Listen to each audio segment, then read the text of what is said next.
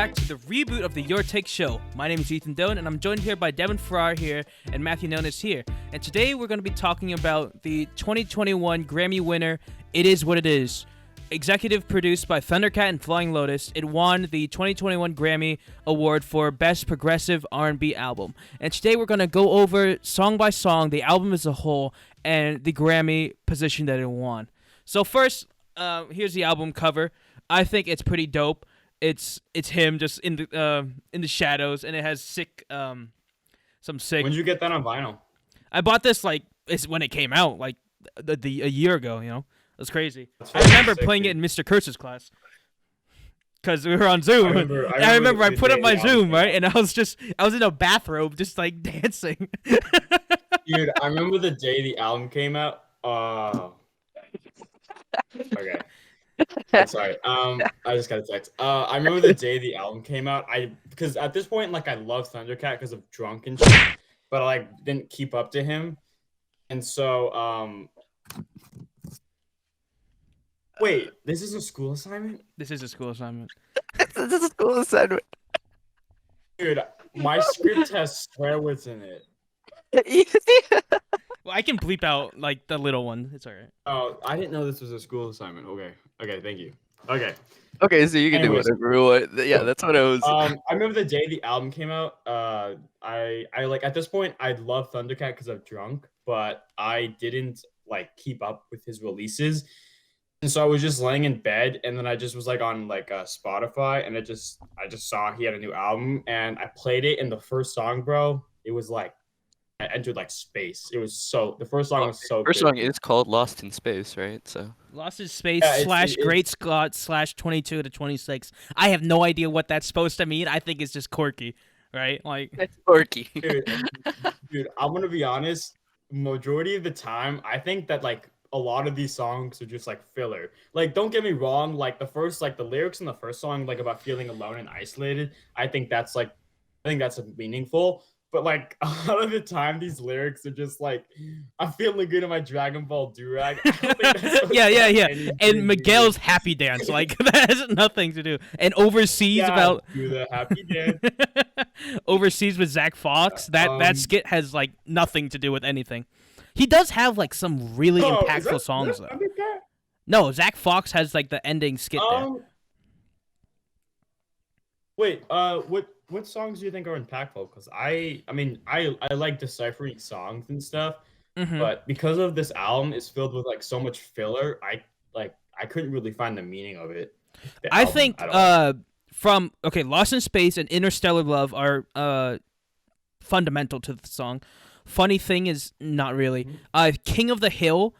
From King of the Hill to It What It Is, the last 5 songs are they tell the whole they tell a whole coherent story of his love is of his baby mama and his his romantic love into love of his friends, especially Mac Miller in the last song It Is What It Is.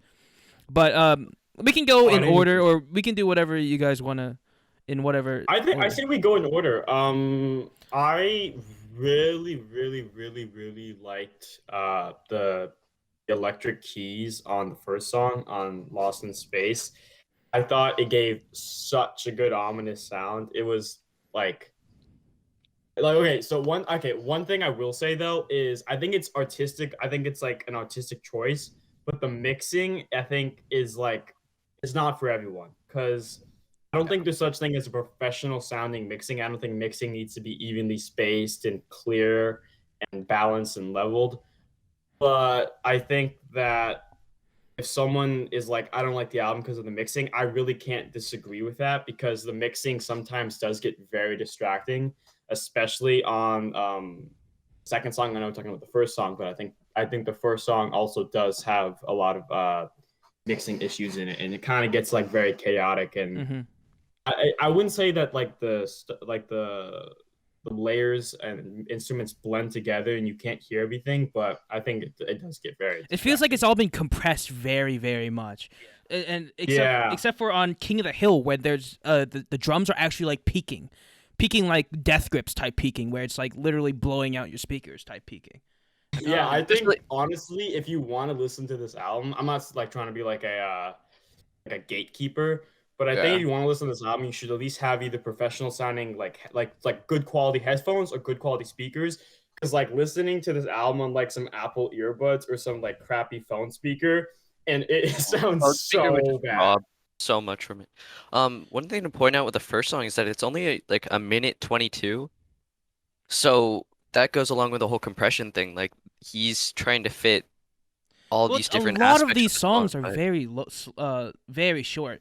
yeah. House Sway is like 30 seconds, I'm pretty sure, or something like that.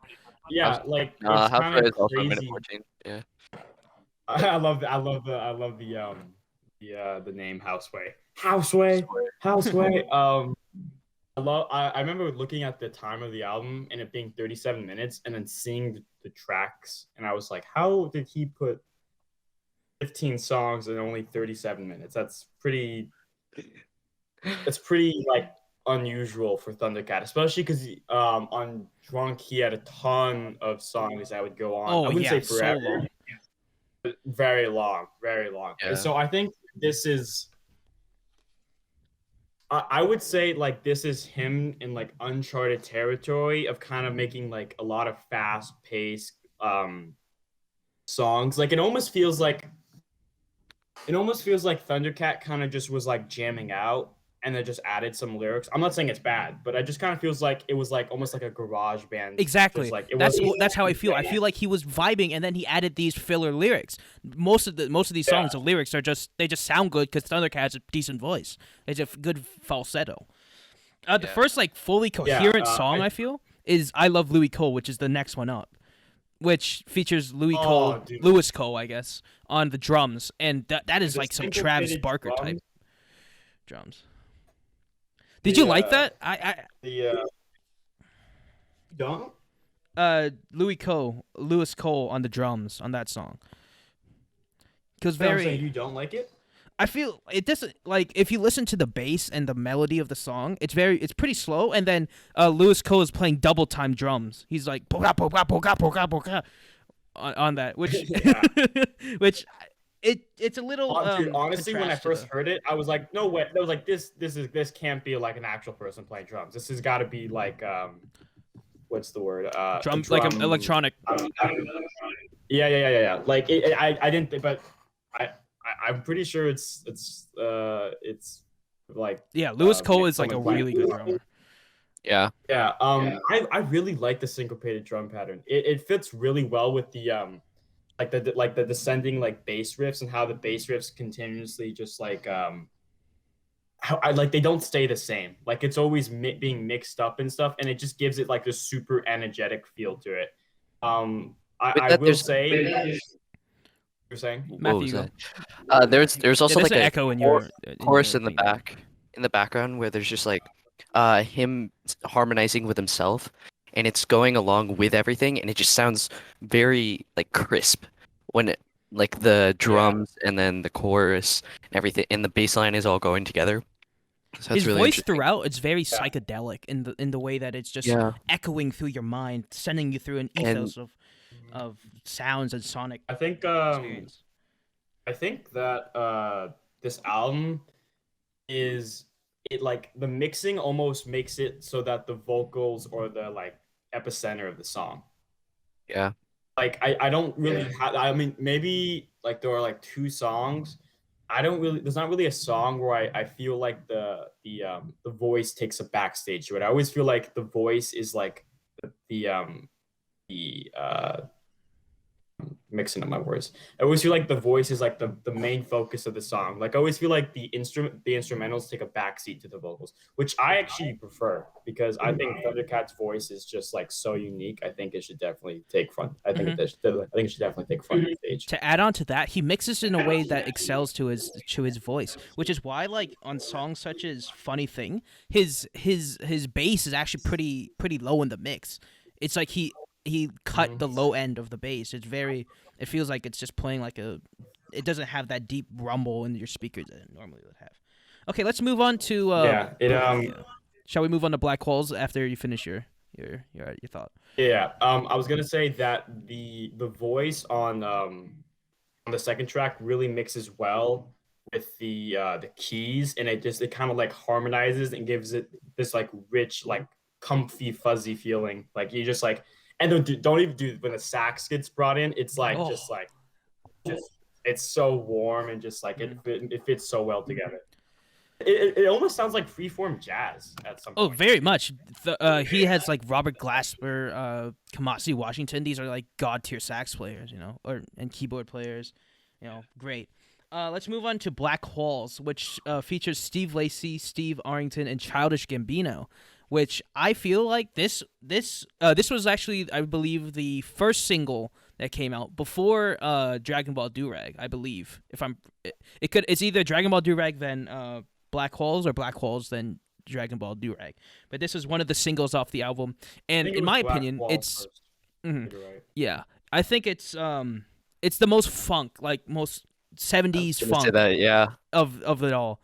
No, if you want to. It's interesting though because like I'm listening to the songs as we're talking about them, but while there's funk in the start, it kind of transitions to this almost smooth jazz partway through, and it's very like gentle. But I agree entirely. Like there's this very strong funk aspect to this that none of the previous songs really have.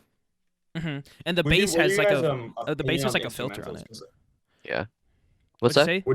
What's your guys' opinion on instrumentals? Like, because it almost feels like to me, like they were like lost because it doesn't like the instrumentals don't really like evolve and progress throughout the song. They kind of just stay stagnant. Maybe that's just me. The instrumentals. Do you guys feel the same way? If we're talking Black Hole specifically, I feel like there's two distinct sounds. One which is like the breakdown, and then one's when the bass is just walking, boom, boom, boom. I just bum bum bum bum bum bum like that. That's a distinct section, and then the other thing is a distinct section. I guess I'm talking more about before Gambino speaks. I think that the instruments are kind of just like they're kind of just there, and they're like sitting there and not really going anywhere special. Maybe that's just to build up Gambino's part. I mean, I think because it's featuring Gambino, they wanted to like highlight him. They didn't really want to steal away from that. I mean, I guess they could have increased the instrumental aspect and then it'd just be an abrupt change so that way his part would be highlighted, but I think I'm okay. I think it's okay with how they did it. Mm-hmm. And to add on to why it sounds like that, it's because like the freeform jazz elements that we're hearing on this album, it's not as prominent here due to the fact that it's so funky and like structured because you have features like that. You have to have structure for the people to shine. Yeah, which is why I feel like that's actually a good point. Stagnating is okay. All right, so we go to Miguel's Happy Dance, which is actually the only explicit song on the album. I'm pretty sure. Like it, yeah. Really? Hold on. Yeah, it is. Oh my gosh, really interesting. Yeah, I didn't even know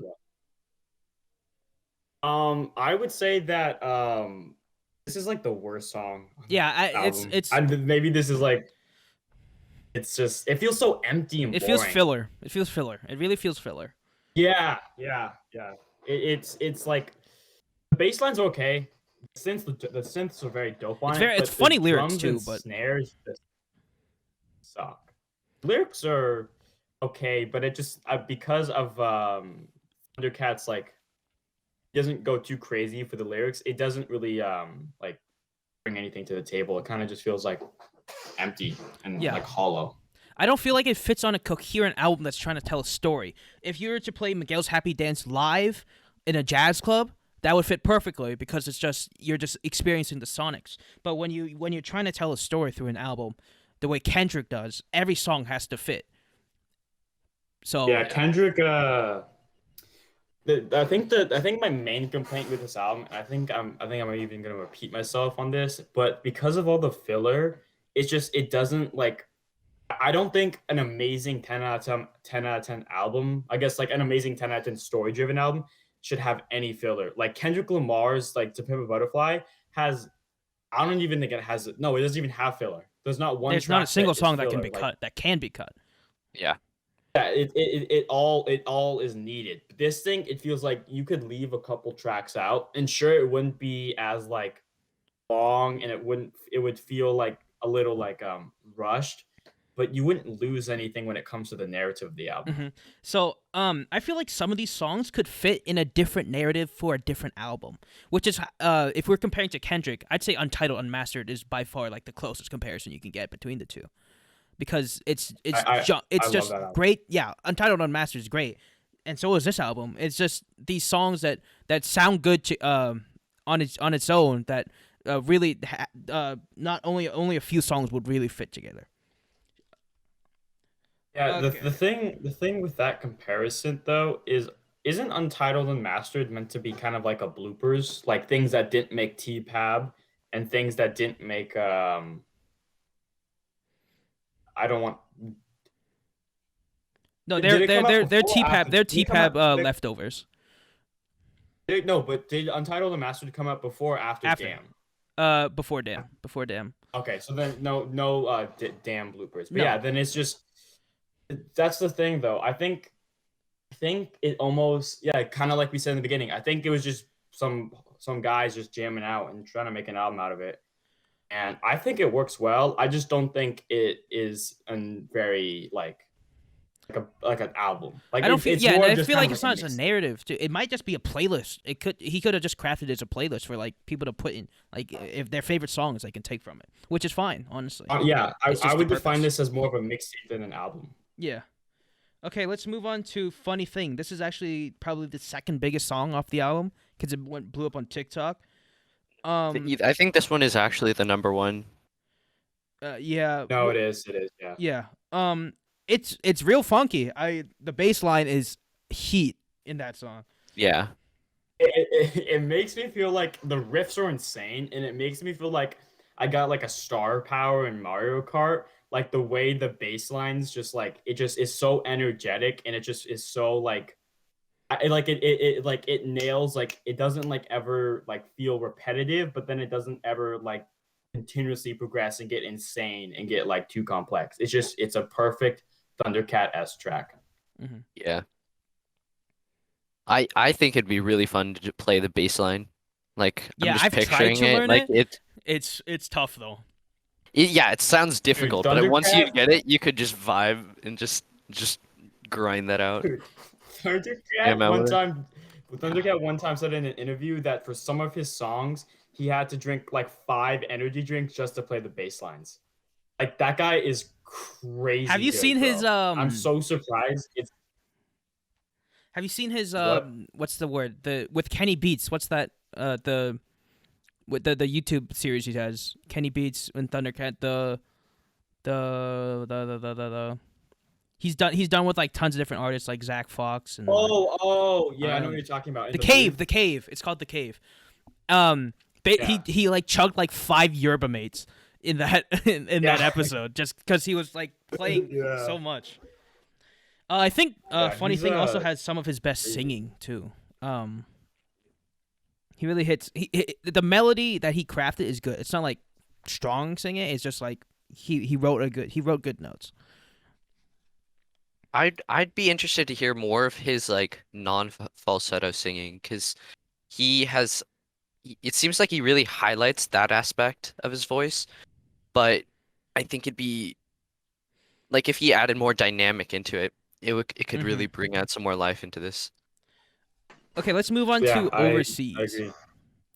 With Zach Fox. This is my second least favorite off the album. Miguel's Happy Really? Dance is my least favorite. It really kind of just feels like an interlude. This track, but I still like it. I still think it's a good basic Thundercat song. But it does feel like an interlude. You know, I could definitely see that. I mean, Funny Thing is the 7th, and then Dragon Ball Durag is the 9th, and then this is just like a transition song to get between. I mean, he can't really control what are the most popular songs, but those two are some of the best he has on this album specifically. I feel So like the interludes are more like Interstellar Love and Unrequited Love, which is kind of funny because they both have love in it, but they're really like the most meditative and like kind of transitionary of the album, in my opinion. Overseas is a companion piece to Dragon Ball Durag by far, though, especially considering the skit at the end, how it transitions. I don't have much to say on it. If you guys want to Oh, I talk didn't about even it, realize that. Yeah, you're right. about I what? didn't even like think about the transition. Of I didn't Zach even like Fox's. realize that those are definitely companion pieces. You're totally right I about feel that. like I didn't even Overseas think was about made that. after Dragon Ball Durag blew up, though. Or wait, no, maybe not. Maybe he already had the track listing and he knew that. Well, let's move on to Dragon Ball Durag, which is one of the best by far on the So album. good. So Dude, good. I love when Thundercat incorporates humor into his music because it's just so good. Like I know this is for school, but like when he says like, "Can I leave my chain on while we do it?" or something like Yeah. that. That's so funny. And the music video that pairs with it is also directed by Zach Fox, and it is hilarious, bro. Dude, the music video has such like an 80s vibe to it, like the way the camera Yeah, and works it and like the dissolves in and out. Oh, yeah, so good. it's so good. And when he's spraying the hose and like dancing Yeah. and his chains are like shimmering in the light, it's just in the rainbow, it's just such a good. I think the music video is like a must if you want to listen to the song. Like Mhm. the music video has to go with the song because it just makes it so much better. At least once, so that every time you hear it, you can imagine him just In dancing. picture. with And the his way he's like Gucci. stalking the girls and walking Yeah. up to them in the park. It's Take so that out of I- fun. context. I want to go back to how you were saying that you want to have like either a good speaker system or good headphones when you're listening to this. At some parts of these songs, there's like almost if you've ever listened to like 8D, 7D music, where like Mhm. it's literally circling your head as you're listening to it. That's the It psychedelic has vibe. that. Yeah. So I would argue that a headphones would be better for this album specifically. Well, if you have But like good speakers, surround yeah, sound and stuff, if you have surround sound, that'd be that. Yeah, I Yeah. have surround But on my sound. It's vinyl, if you- awesome. it sounds But like amazing. if you're just playing it on like a Bluetooth speaker, Yeah. handheld portable one, you're Ethan, missing I out. wanted to ask. I just thought about this. So you said you have it on vinyl. Is it me or does like even if you play it like digitally, the album is like crunch? It has that like crunchy vinyl sound to it. Well, In that's some parts of the song. intended. It definitely has the I know. noise. You have the noise. It has the noise of vinyl, but it shouldn't be crunch because vinyl. When you play it on vinyl, the dynamic range is actually higher, so you have lower lows and higher highs. But this one, it's real Yeah. compressed. So that's what vinyl. It like It's- compensates a little bit, but it's still you wouldn't get much difference listening to it on vinyl versus listening to it on that. It's like watching an old movie on DVD versus an old movie on Blu-ray. It's like it's still like 240p with like film grain. Yeah. Dragon Ball Durag is actually probably one of the best mixed of the album, though. The lows are low, the highs are high. His vocals pop. They have the psychedelic echo of his vocals too. And I yeah, the think lyrics don't problem mean with much, That is, I think the problem with that is that like I think the muddiness and the muddiness and the like the wash like how the wash drums. I think that's on purpose because again the producer is Flying Lotus and I'm pretty sure he knows what he's doing. So this I think it's got to be on purpose, but it does become super distracting especially on later tracks like on later tracks like hold on, I wrote this down. I think on Existential Dread towards the ending of that, I think that the drums just kind of like everything becomes so conflated you can't really tell like you can't really separate the layers of the song. Did we skip House Sway? I think we did. Yeah, we So did. or Dragon Ball Durag. Yeah, no, but we skipped it earlier when we went from Miguel's Happy Yeah, we Dance went from to Miguel's Funny Happy Thing Dance to to How- Funny Thing. Okay, Oh my I can just gosh, cut we it in. did. I can cut it in. All right. So the next song we're gonna Very talk about cool. is House Sway. This one is just him flexing his bass skills. Like honestly, it's just him flexing. Yeah, it's pretty besides the bass though, I would say it's also pretty dry. I'd say the beginning has a lot of highlights, but it also has a lot of lows. It And I it think wears that- thin though because it's just the same bass riff for a while, and he's going a Yeah. yeah a, which it's funny, It but honestly it would is wear just- thin. Like a minute 14 is a little long. But honestly, it feels like a beat. It feels like he just made a beat and then just forgot to put lyrics on it. I know that's not what happened, but it's just like I was ready, like, hey, okay, so it's like building up to something, and then it just builds up to nothing, and I'm like, oh, okay, cool, that's great. Well, I guess it builds up to funny thing, which is, that's a good song. I don't have much to say about Houseway. It's probably an interlude, honestly, just with the length. Yeah. Yeah, Well, I mean, I it goes don't know back to why the the choice of the concept. title. It goes back to the What concept are you of saying, like Nonis? there's a lot of like filler. Like this, I It mean, is we what could it go through. is. Here you Yeah, it go, is what filler. it is. It is what it is. Honestly, I we love the should name. I go don't through know and like why he count all chose of the them. name, but I like the name. Okay, Houseway. we're going on to How I Feel, which is oh shoot, I actually don't even remember much about this song. That might How take I a Feel minute. is the one with the bells and piano, the really good Yeah. Oh, keys on it, and it also it kind of like I was saying about Houseway. It's like a build up, and then I was like, oh, okay, it's gonna build up to gonna build up. What's 11? King of the Hill. It's gonna build up to King of the Hill, but then like King of the Hill is it super is. It's a anticlimactic. minute long. I forgot. It's a minute long interlude. Yeah, Those are the two interludes, honestly. Just like it's ooh, he's just humming. I would say It does set a disappointing. good tone. Either he made it even shorter, or he makes it like 5 minutes and adds a little more like variation with it. In my opinion, he could Yeah. make that a chill like driving song, but it works as it is. Then super crazy. It's a good interlude, just kind of disappointing and anticlimactic. But we move on to King of the Hill, which is really it's one of my favorites. King of the Hill is one of my favorites. Really, Yeah. Let me just get it. I think King of the Hill is also. I think King of the Hill. I thought King of the Hill was gonna be this grandiose, so like because like again, how I feel is like this super big build up, and it keeps building up. But then King of the Hill just kind of like doesn't like drop and go crazy. It kind of just stays in its lane, which it gets the job done of being a good track. But I think I expected a huge Yeah, because the way it huge builds with the cinematic bum track. bum bum bum, right? It's building up to like a nasty beat, but he's just Yeah. It was just like freestyling, just playing, just Yeah. riffing. When I thought it was gonna be a build up. He has decent singing, but again, the mixing in this song is like probably the worst on the album because the Yeah. drums. If you're listening right now, no, the drums are just they sound like they're coming out of an iPhone speaker. He's recording it Yeah. and then putting it on the album.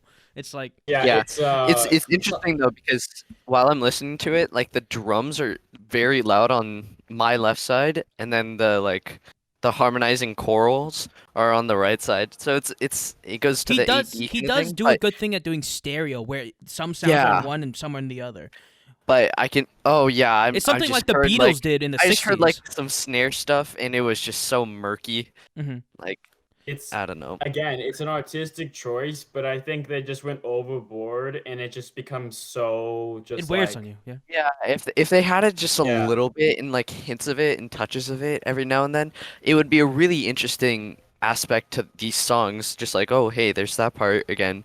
But because it's so constant and doesn't really change, it's gets tiresome. Yeah, he's trying to catch on to like the lo-fi hip hop, trip hop, that wave of Yeah. just like psychedelic yes, beats, yes, it's so lo-fi.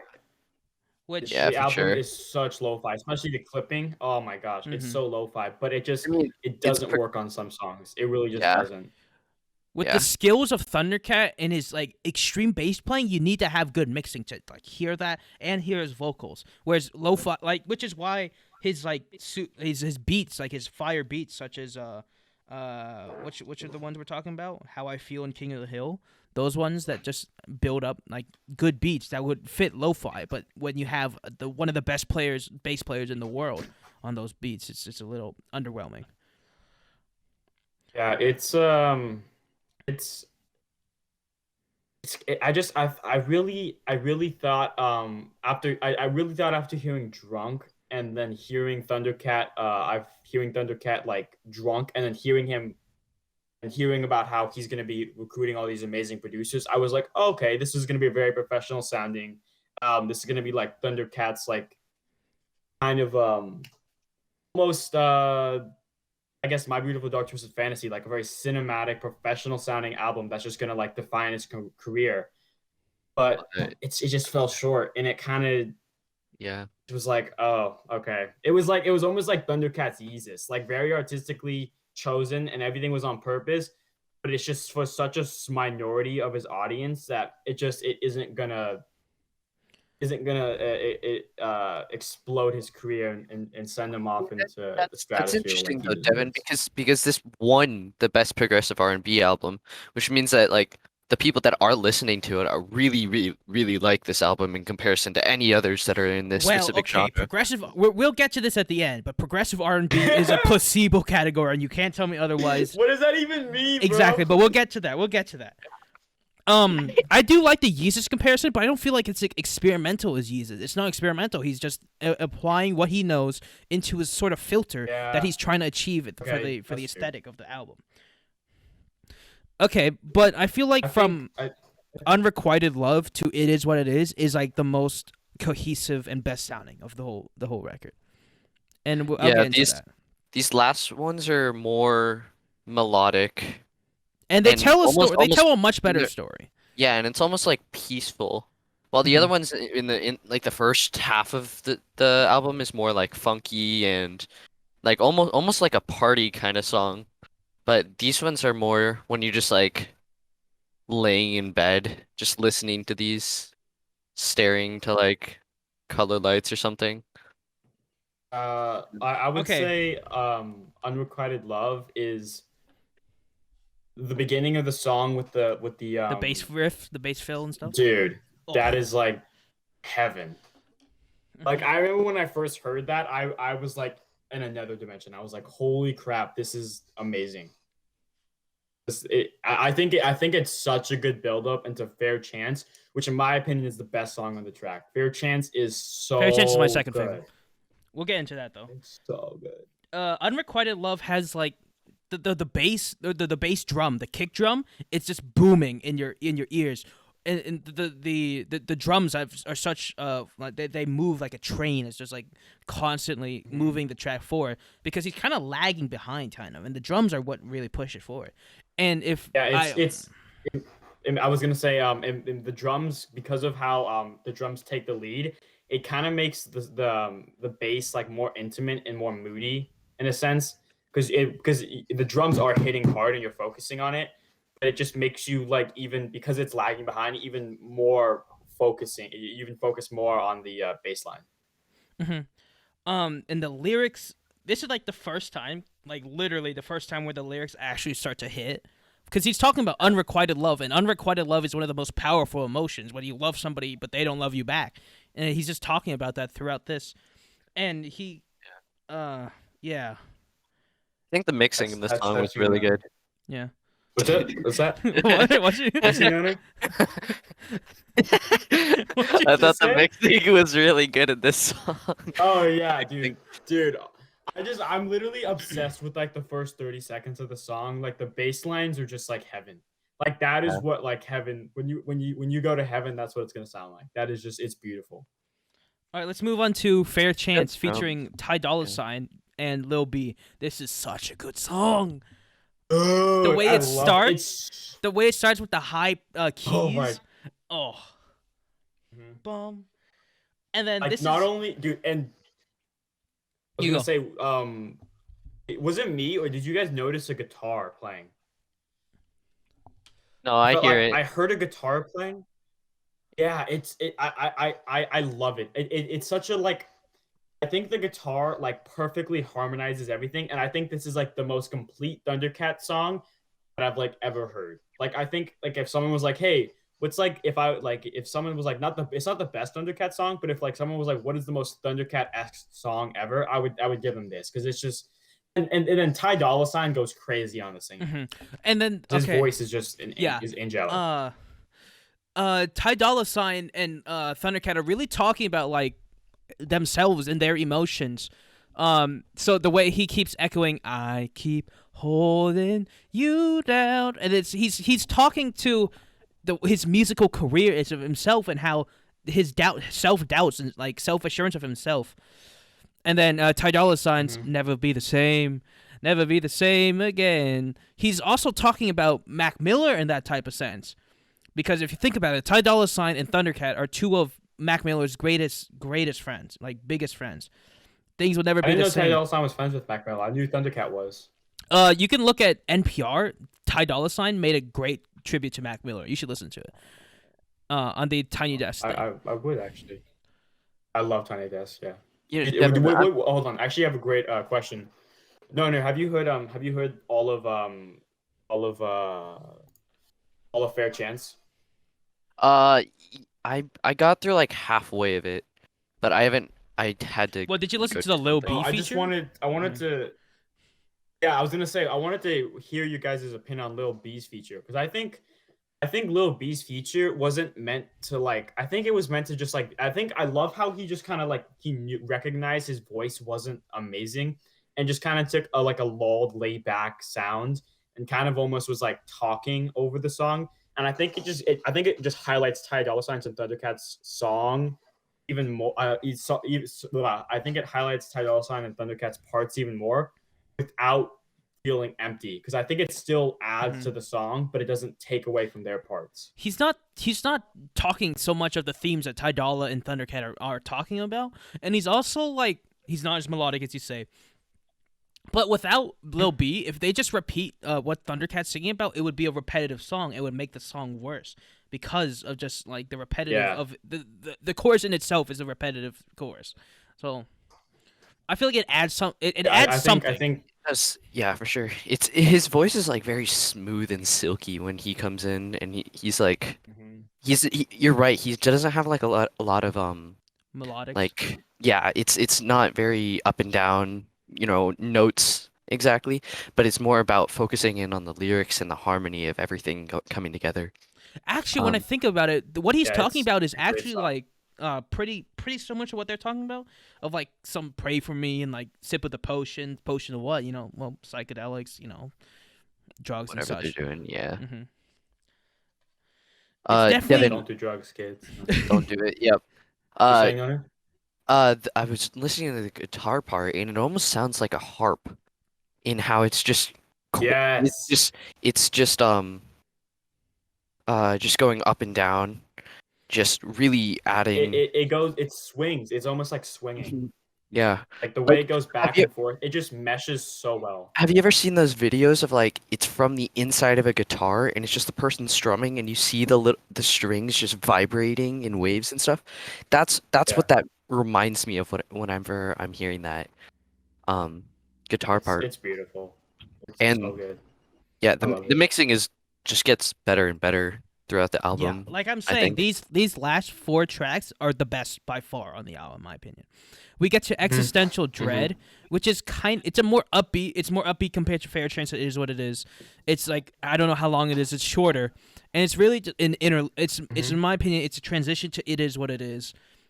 He's talking about existential dread, which is another thing that he's talking about on Fair Chance, which is especially what Ty Dolla Sign's talking about. Those lyrics and those themes extend to that song, and then we get into It Is What It Is. Amazing. Existential dread. It is what it is. It is what it is. I'm gonna say it's underwhelming. I really because it was the last track. I'm not saying it's a bad song, but because it was the last track, and because it's the name of the album and it's the self-titled song, I was expecting like it to just be amazing, but it was just like above average. Like it wasn't the best song on the album in my opinion. Which I would give that the Fair Chance, obviously, because I just This is my favorite song. off the album, and I'll tell you why. So when I first listened to this song, it was on the subsequent songs. The first I heard it on Spotify, but from then on, I've only listened to the song like falling asleep on the vinyl, right? And when you're listening to that, it just like so, it just encompasses you, sort of like a blanket. Maybe it's because of me. Maybe it's because I've only listened to this album on vinyl. I mean, not on vinyl. Sorry. On streaming platforms. But I think it feels very. I think the whole album as a whole, but especially this song, I was expecting so much more, but it feels very compressed and very like shortened, and I feel like the drums, especially towards the end, I feel like the drums could have been like so prolonged, but maybe that's just because of the files and streaming services. It's really sad to me. Is when he's echoing this the end, and he's like free forming, and you can feel emotion in his bass playing, or in maybe the guitar, maybe. I think the lyrics like kind of loop. Not like I would say like the way that like he goes like this is the end, and then if you like play the album on loop and it goes back to the first song, It does like, work in a feeling loop alone like and that. isolated. Yeah, it's very loopy. I love it. It's very smart choice. That's my choice. It's just the way it's just the way that he plays. Somehow you can feel his like emotions, almost as if he's crying through his bass playing. And then it's like two songs in one almost when the drums kick in. Bum bum bum bum bum bum. It's kind of like a second wave, like second wind. It's like you're ready to tackle the world.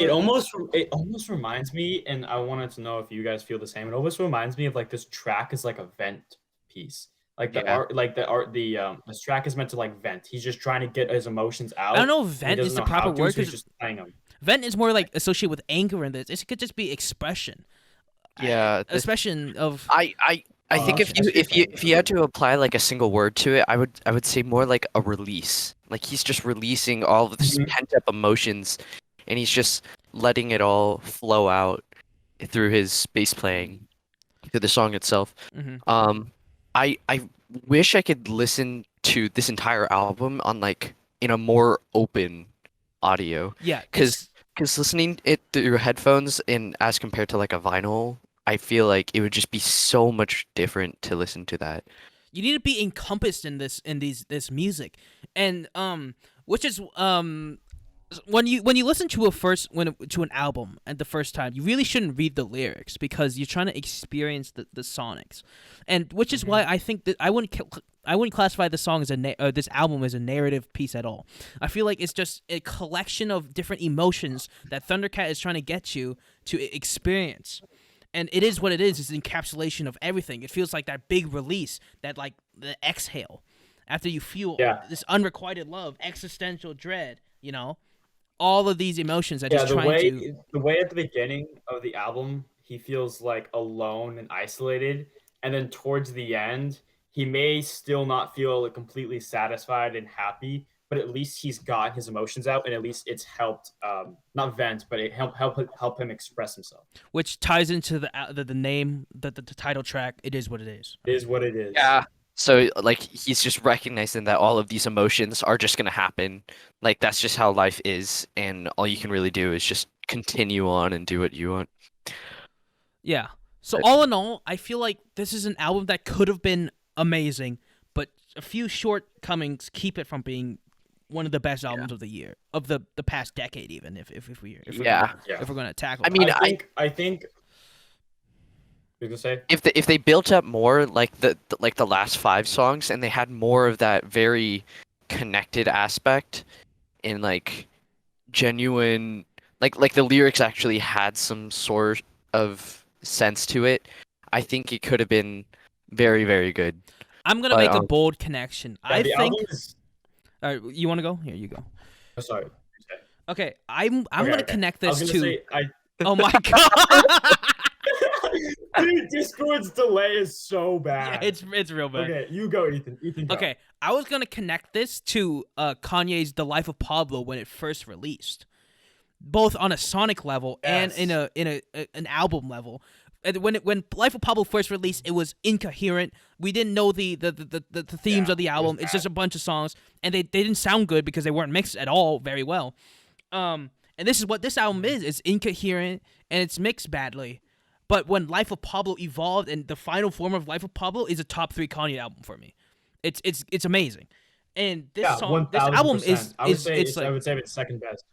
This album it already has the ability to sound good. It just needs some mixing things and some thematic changes to make it really amazing. I think that is an amazing comparison, Ethan. I think that was I was gonna say that the audio and instrumentals remind me of the Life of Pablo, but the like how it's just very I would say incoherent, and kind of just is like he just is getting his emotions out and is expressing himself. And I think the lyrics kind of tie into that, because I was gonna say the lyrics remind me of Kanye's "Yay," and the lyrics are just so raw, and it's like not he's not even like he's not like thinking and taking the time to like realize these thoughts, but rather just pushing them out and just getting them onto his canvas, or in this case, his songs. Okay, so all in all, I would say that this album is not an album like T-Pab where you sit down and you study it, or any Tribe Called Quest. None of those are. This is not an album to be studied. This is an album to be driving down the highway at midnight to experience, right? Group song. Yeah, I Yeah. think I was gonna say it kind of sucks the way. I think the reason I fell in love with Thundercat is because of his LP Drunk, and the way that he could continuously switch between these silly and moody and like crazy sounds. Like the first three tracks of Drunk are just so like different and so distinct. Like the way, I'm not gonna go into it because it's a little explicit. But the way he's like, I want to brush my teeth. Oh, I can't sleep. I need to, So the way he can go into that, and then he can also like have like this like alien like abduction sound, and I think that's why I fell in love, and I felt like he went for it, but because he wasn't like thinking and was just expressing himself, it didn't feel as like thought out and as like I don't know, Planned. thought out and as planned. Yeah, thought out Yeah, and planned. this is a topic for another podcast, but I prefer this album to Drunk because, well, yeah, because Drunk to me, if this was mixed better, it would be miles better than Drunk. But that's a topic for a different podcast. Okay, but overall, you could these songs would fit on playlists. It's not like back to T-Pab where you have to T-Pab you got to listen front to back. It's not something you can take a song from and just.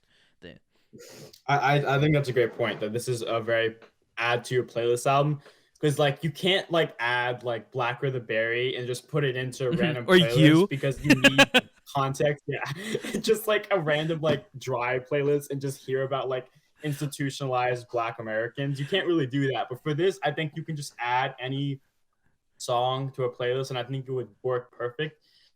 I would say the reason that I think Drunk worked so well is I think the album is a description of the way he lyrically thought it out, of basically like being drunk and like continuously going back and between and not being able to decide things, and like being silly but then being somber. And I just think I kind of already said, I think he tried to do it for this, but just because of how like unthought of and incoherent how this up, I can't speak. Just because of how incoherent this album is, I just think it was. I think he had a lot of potential, but I think it ended up just kind of being filler. Mm-hmm. Like, if I could describe this album in one word, I would say filler. It's a great album still. It sounds really good. It could sound a lot better. It sounds amazing. It could sound a lot better, but it sounds really good. You need the right. It's kind of gate kept in the way that you need the right equipment to listen to. It's like you need a vinyl and you need good headphones or good speakers, and then you can fully hear it. It's like listening to it on just like with regular headphones on like Spotify, and it sounds very flat and muddy. So if those of you haven't heard this album, I would say I definitely recommend go listen to it, but get yourself in the right mood first. It's like a Tarkovsky film or something. Like you have to be with your friends or something, or you're driving, or you're just chilling with a girlfriend or boyfriend. Like just get in the right mood. Don't come in expecting a story. Come in to just vibe. It's a vibe. Yeah. Honestly, I would say it's a great late night album. It's a great album to just like, I wouldn't say do homework in, but like say if you're just like laying in your bed and you're scrolling through social media on your phone, I would say it's a great album to just exactly what I do. Yeah. Mm-hmm. You don't. And if you can drive, like I feel like a late night drive I'm just picturing like a late night drive, windows down, playing this song, and it's summer, and like there's just this warm feeling as you're listening to all of these songs together. Like that sounds so nice. Yeah, the psychedelic vibe that comes from it is very good. Yeah, I love when Thundercat just completely goes headfirst into the psychedelic sound, because I think his voice is just like one of the top 3 voices when it's paired with psychedelic sounds. It's so good. Because he mixes it in a Like way the that it echoes. like the way his voice isn't dramatic and it doesn't take away from the instrumental. It just it allows even more freedom with the psychedelic sound and psychedelic experience. All right, so let's move on to the Grammys, and it won Best Progressive R&B Album, and this is a brand new category, I believe. Oh wait, no. It's is it a brand new category? I honestly, dude, when I found out that Freddie Gibbs didn't win Alfredo, Oh yeah, best rap album, we were gonna talk about that, like, but I just didn't care anymore. I just did not care. The Grammys aren't joking. Oh, blah blah blah blah. Dude, they just add these. Well, they had to random, give like, it to Nas because progressive I don't think R&B. Nas has even won one yet. They just add these like when Tyler the Creator won urban music. I don't even know what that's supposed to mean in the racial Urban connotations of contemporary that. album or whatever. Yeah, it's they add these like these genres to appeal to an audience that doesn't exist. Like, what is progressive R&B? It's that award has actually been out since 2013. Well, no, that award was used to be called Urban Contemporary Album, which is what, if you're talking about Igor, that's what he won, right? Urban Contemporary. Yeah. And then last year they changed it to Progressive R&B. So it's the same category. It's just named weirdly. Oh, okay. So if you're looking back in the past, Channel Orange by Frank Ocean was in 2013, and then Beauty Behind the Madness was in 2016 by The Weeknd, and then Starboy by The Weeknd and in Lizzo. 2018. So that's the kind of genre that's But coming the out. thing with the name of the award, the genre, I guess, is you have like Chanel Orange and Starboy and Igor, and like those three albums sound nothing alike. Yeah. At all, yet they've won the same award. And that just doesn't, like, when, like, okay, for a great example, when someone says conscious hip hop, it's like, oh, it doesn't sound the same, but it's not really meant to sound the same, but it's meant to have the same in-depth lyrics and in-depth lyricism and crazy, not like crazy rhymes, but more exploring the poetic side of rap. Mm-hmm. But this album, the genre is so vague that anything can fit into it and anything can win. Like, Starboy does not sound like it is what it is. The albums that win this are kind of hard to categorize unless the artists themselves categorize it, because Lizzo won last year, and Lizzo's album "Cause I Love You" is by far a pop album, but it won Urban Contemporary. And so is Igor. That's the thing. Igor is a pop too. I would say I think the music industry needs to stop. I think the music industry needs to stop acting like having a pop album is a bad thing and having pop is like seen as a negative thing. Because when Tyler the Creator was like, "Oh yeah, Ego is a pop album," and people were like, "No, it's not. It's da da da."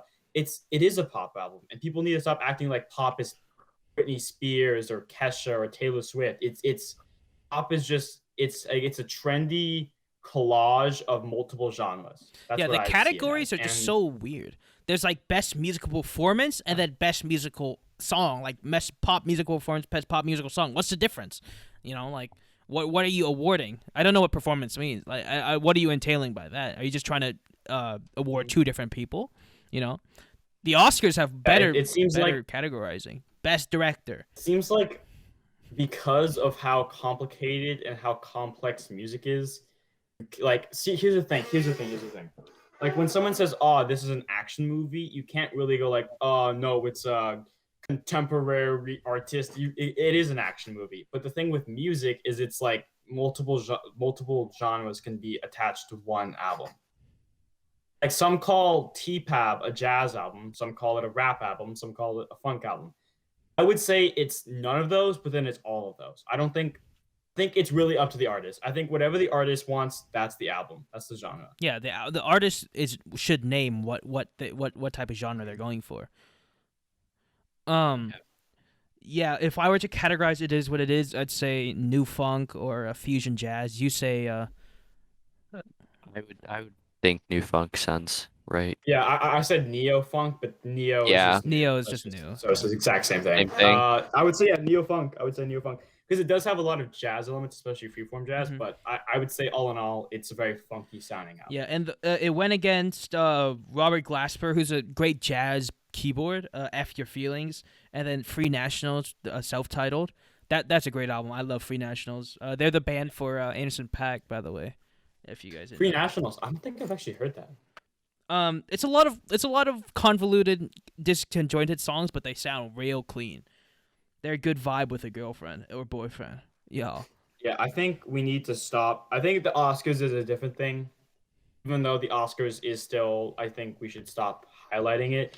But I think the Grammys especially, I think the people just need to disregard and stop holding the Grammys to such high esteem, because it's really just, you can't really go like, this album is better than this album, unless, because it's really, again, at the end of the day, it's all about taste. Yeah. I think a movie is very cut and dry. I'm gonna disagree with you on that. You knew I was gonna disagree with you about one movie's better than the other. But... I like movies. Well, movies in this day and age are just they can be construed, but movies, like good movies, oh, that's a topic for another podcast. But here's what I mean. What I mean is like you can definitely tell the difference between like I don't what's a really good movie? Shawshank Redemption.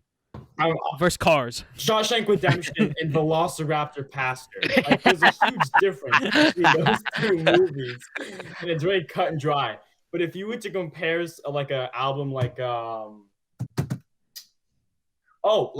Agony by Young Lean, like sure it's nothing like crazy, but I don't think you can really compare that album to say like Chanel Orange. Like yeah, I think you could argue about production and lyricism, but they're meant to be two completely different things. Yeah, like one is just meant to be like, I guess, a jam album, and one is meant to be a very emotional, somber album.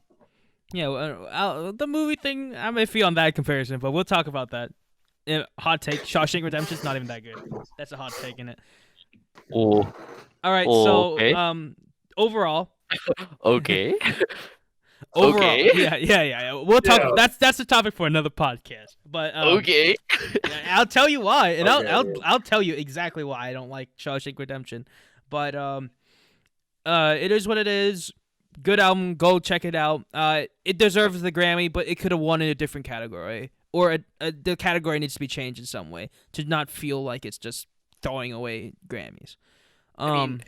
The thing with the Grammy is that urban contemporary, it people were saying that it's like a catch-all for music created by Black people specifically, and Tyler, the creator, he was frustrated with it. He was like, why are you just saying it's urban? It's like a political way to be racist when you just clap. I agree with that. And so completely. And so they need to change what the goal of this section is, what this category is. You know, they can't just be like, oh, okay, they made it, so we can put them into this category. It's got to be more about the thing with music, though. The thing with music, though, is because I would say music is the most segregated art form. Because, like, say if you look at John Mayer and people are like, oh, he's rock, but then you look at, like, say, a Black person doing the same thing, you would define it as blues.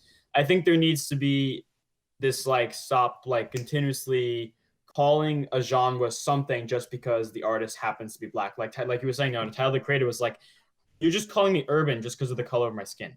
Yeah. Like, this is a pop album because I'm an African American. This is urban, and I think we need to I think the Grammys need to check themselves before they wreck themselves. Well, categories in and of itself is kind of redundant if you're thinking about it. You can't. Yeah. One person's interpretation of their genre is going to be different from someone else's. So you can go into all these different subgenres, but in reality, they just have to name albums that are good. But you can't do that without making it entertaining. So you have to categorize them and pit them against each other, which is why the Grammys are a fraud. Thank you for watching. So it is what it is. Go check it out. Great album. Thank you to Devan and Matthew for coming in. Talking about us, talking about the album, and the Grammys. Thank you for watching. Thank you for watching the reboot of the Your Take show. Comment down below if you want us to talk about different films, different albums, because that's what we're transitioning the podcast into. And if you want different guests, more guests, less guests, just me, it's up to you. Thank you for watching. See you in the next one. Peace out.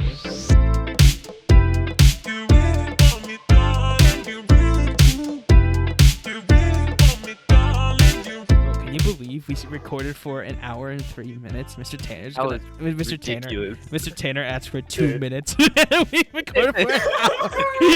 Bro, how can... Dude, that's not even like... I don't know how you can record a podcast about an album and not go an hour.